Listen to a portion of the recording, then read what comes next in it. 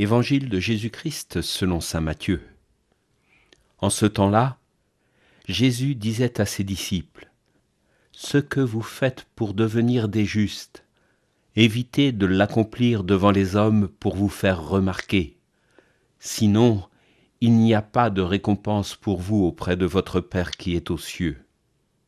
Ainsi, quand tu fais l'aumône, ne fais pas sonner la trompette devant toi, comme les hypocrites qui se donnent en spectacle dans les synagogues et dans les rues, pour obtenir la gloire qui vient des hommes.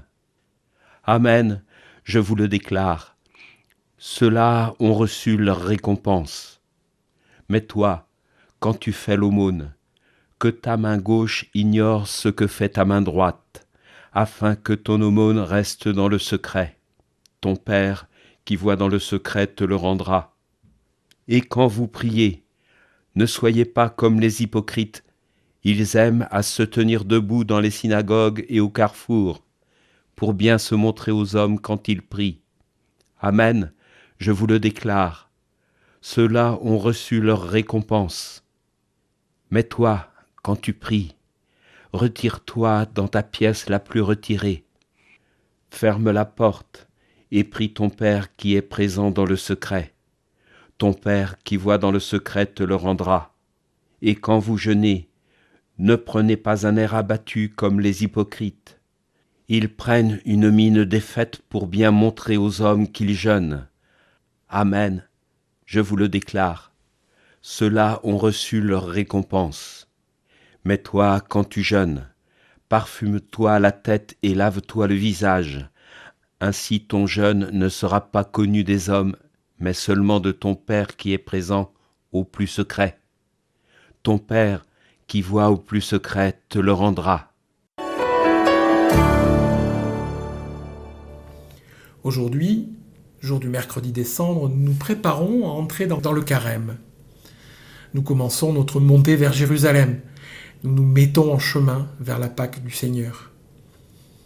Ainsi, l'évangile de ce jour nous rappelle que le chrétien, en pèlerinage vers Pâques, trouve sa joie dans la charité, la prière et le jeûne.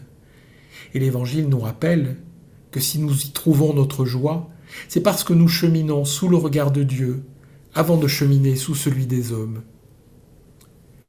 Et dans notre société obnubilée par l'image, cette société où les réseaux sociaux ont le pouvoir de bouleverser des vies, cette société où certains ne savent plus qui ils sont, à force de vouloir ressembler à quelqu'un d'autre, marcher sous le regard de Dieu devient réellement indispensable à notre survie spirituelle. La prière, c'est avant tout un cœur à cœur avec le Père. Il ne nous est pas toujours facile de trouver le temps de nous mettre à l'écart, de mettre notre vie en sourdine, de laisser de côté nos préoccupations du moment, pour nous retirer dans la pièce la plus retirée et fermer la porte. C'est pourtant là que nous éprouvons la joie de la véritable rencontre. Enfin, le jeûne. Le jeûne, c'est un peu comme pour l'homme riche que nous avons rencontré au début de la semaine. Vous vous souvenez, celui qui partait tout triste car il avait de grands biens dont il devait se séparer pour entrer dans le royaume. Nous aussi, lorsque nous jeûnons, nous nous dépossédons un peu de ce qui nous paraît indispensable, afin de nous tourner un peu plus vers le Seigneur.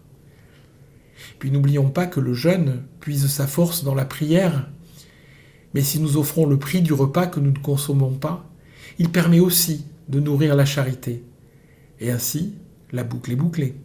Mes amis, je vous souhaite un joyeux chemin d'espérance vers la résurrection de notre Seigneur. L'évangile du jour était commenté par Frédéric Dupin, diacre permanent au service de la paroisse Saint-Jean d'Erdre et Gesvres.